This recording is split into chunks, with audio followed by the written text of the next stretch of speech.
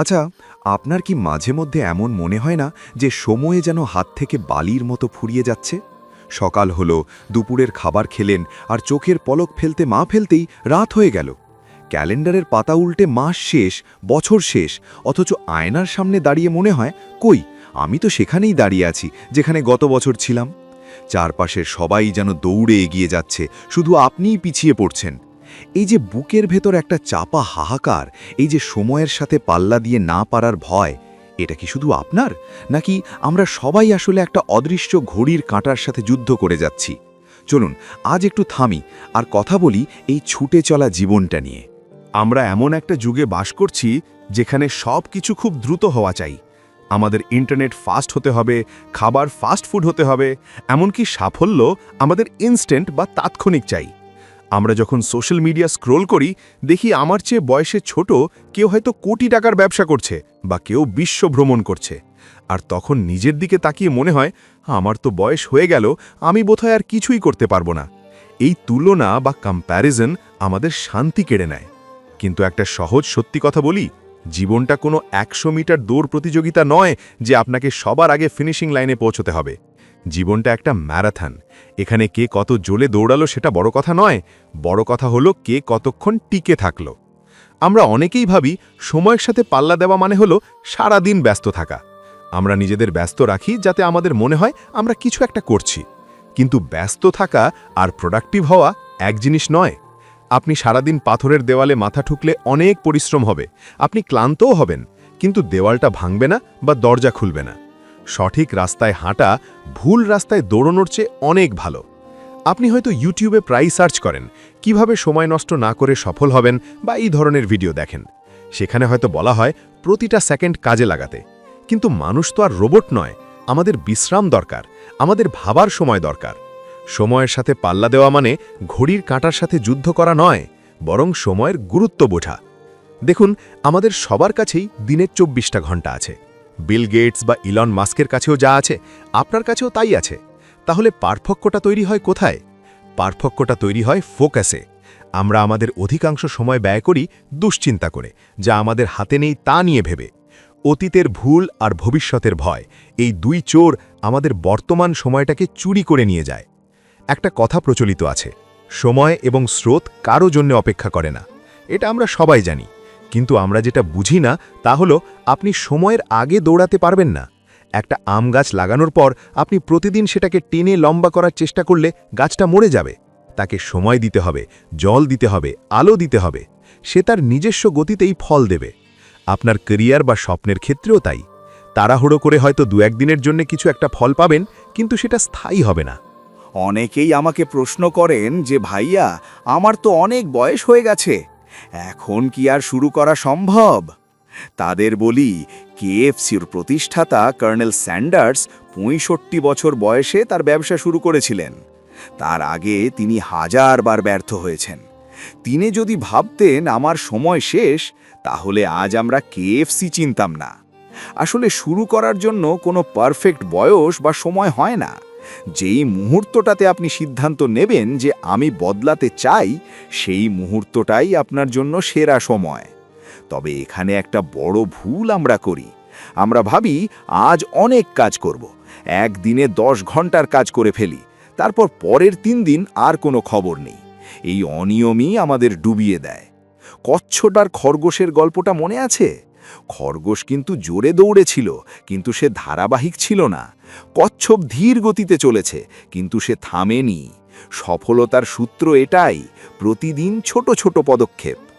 ধরুন আপনি একটা বই লিখতে চান, একদিনে পুরো বই লেখার দরকার নেই, প্রতিদিন মাত্র ১ পৃষ্ঠা লিখুন। বছরের শেষে দেখবেন আপনার ৩৬৫ পৃষ্ঠার একটা বই তৈরি হয়ে গেছে। এটাই হলো কম্পাউন্ডিং এফেক্ট বা সময়ের জাদুকরী শক্তি।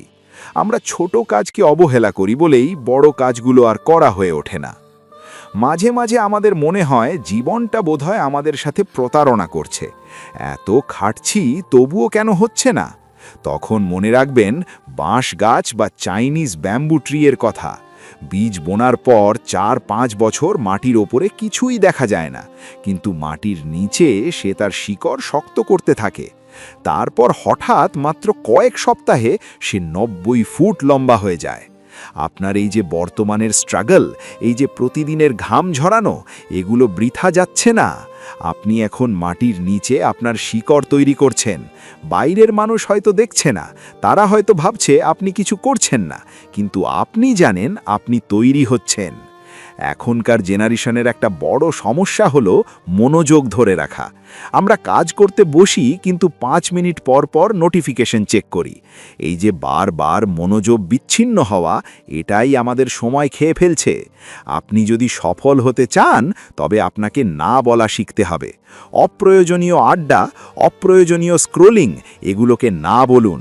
আপনার সময়টা আপনার জীবনের সবচেয়ে দামি সম্পদ, এটাকে সস্তায় বিলিয়ে দেবেন না। আরেকটা বিষয় হলো ধৈর্য। আমরা সিনেমার পর্দায় দেখি নায়ক গান গাইতে গাইতে গরিব থেকে বড়লোক হয়ে গেল, সেখানে সময়ের চাকা দ্রুত ঘুরিয়ে দেওয়া হয়। কিন্তু বাস্তব জীবনে এমন কোনো ফাস্ট ফরওয়ার্ড বাটন নেই। বাস্তব জীবনে প্রতিদিন সকালে উঠতে হয়, প্রতিদিন সেই একঘেয়ে কাজগুলো করতে হয়। বোরিং লাগে, কষ্ট হয়, ছেড়ে দিতে ইচ্ছে করে। কিন্তু এই বোরিং কাজগুলো নিয়মিত করে যাওয়ার নামই হলো ডিসিপ্লিন বা শৃঙ্খলা। যে মানুষটা তার মুড বা আবেগের ওপর নির্ভর না করে কাজ করে যেতে পারে, তাকে কেউ আটকাতে পারে না। আপনি হয়তো ভাবছেন জীবনে বড় হওয়ার উপায় কি? উপায় একটাই, আজকের দিনটাকে গতকালের চেয়ে একটু ভালো করা।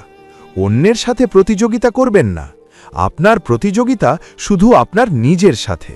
গতকাল আপনি যতটুকু জানতেন, আজ কি তার চেয়ে একটু বেশি জানেন? গতকাল আপনি যতটুকু কাজ করেছিলেন, আজ কি তার চেয়ে একটু বেশি করলেন? যদি উত্তর হ্যাঁ হয়, তবে আপনি সঠিক পথেই আছেন।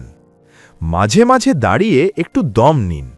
সব সময় দৌড়ালে হার্ট অ্যাটাক হবে। মাঝে মাঝে আকাশের দিকে তাকান, প্রিয় মানুষের সাথে কথা বলুন, কারণ দিন শেষে সাফল্য মানে শুধু টাকা বা খ্যাতি নয়। সাফল্য মানে হলো দিন শেষে বালিশে মাথা রেখে শান্তিতে ঘুমোনো।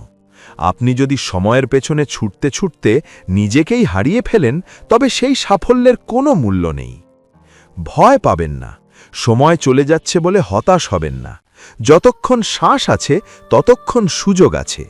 আপনি হয়তো ভাবছেন আপনার ট্রেন মিস হয়ে গেছে, কিন্তু বিশ্বাস করুন, পরের ট্রেনটা হয়তো আপনাকে আরও সুন্দর কোনো গন্তব্যে নিয়ে যাওয়ার জন্য অপেক্ষা করছে।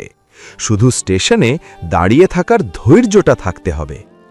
আজকের এই আলোচনা থেকে যদি আপনি একটা জিনিসও মনে রাখেন, তবে সেটা হোক ধারাবাহিকতা। আপনি যত আস্তে বা জোরেই চলুন না কেন, থামবেন না।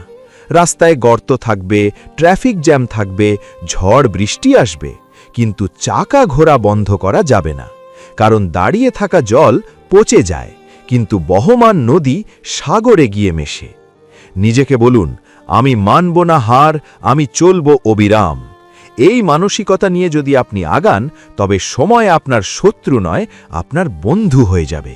আর যখন সময় আপনার বন্ধু হবে, তখন দুনিয়ার কোনো শক্তি আপনাকে আটকাতে পারবে না। আপনি বিজয়ী হবেনই।